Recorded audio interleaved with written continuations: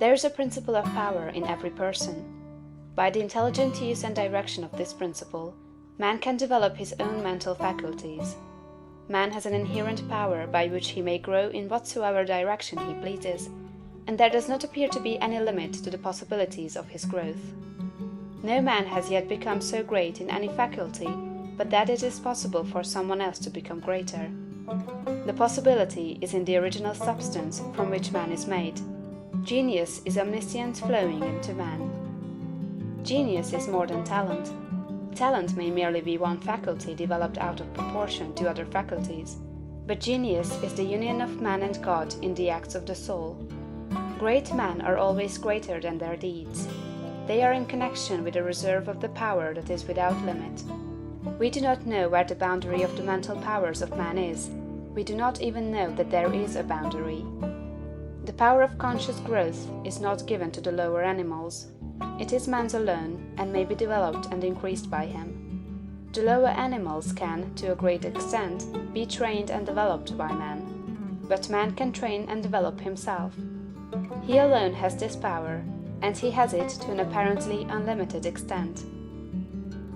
The purpose of life for man is growth, just as the purpose of life for trees and plants is growth.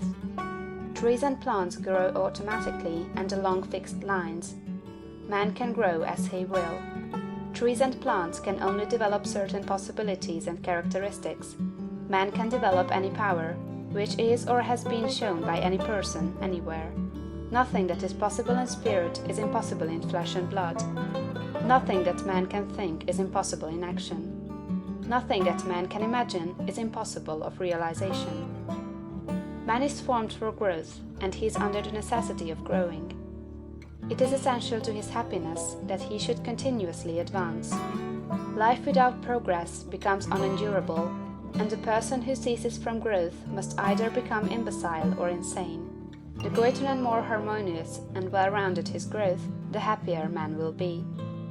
There is no possibility in any man that is not in every man. But if they proceed naturally, not two men will grow into the same thing or be alike. Every man comes into the world with a predisposition to grow along certain lines, and growth is easier for him along those lines than in any other way. This is a wise provision, for it gives endless variety. It is as if a gardener should throw all his bulbs into one basket. To the superficial observer they would look alike, but growth reveals the tremendous difference. So of men and women, they are like a basket of bulbs. One may be a rose, and add brightness and color to some dark corner of the world. One may be a lily, and teach a lesson of love and purity to every eye that sees. One may be a climbing vine, and hide the rugged outlines of some dark rock. One may be a great oak among whose boughs the birds shall nest and sing, and beneath whose shade the flocks shall rest at noon, but every one will be something worthwhile, something rare, something perfect. There are undreamed of possibilities in the common lives all around us in a large sense. There are no common people.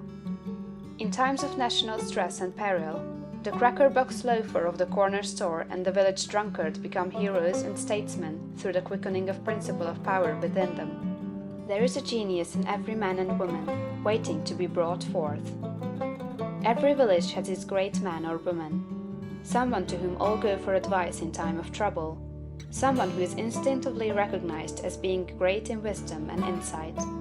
To such a one, the minds of the whole community turn in times of local crisis. He is tacitly recognized as being great.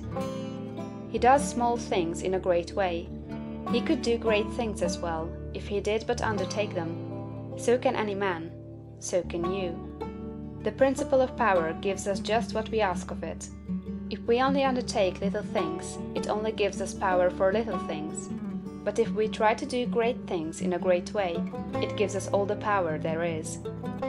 But beware of undertaking great things in a small way. Of that we shall speak farther on. There are two mental attitudes a man may take. One makes him like a football. It has resilience and reacts strongly when force is applied to it, but it originates nothing. It never acts of itself. There is no power within it. Men of this type are controlled by circumstances and environment. Their destinies are decided by things external to themselves. The principle of power within them is never really active at all. They never speak or act from within. The other attitude makes man like a flowing spring. Power comes out from the center of him. He has within him a well of water springing up into everlasting life. He radiates force, highest felt by his environment. The principle of power in him is in constant action. He is self-active. He hath life in himself.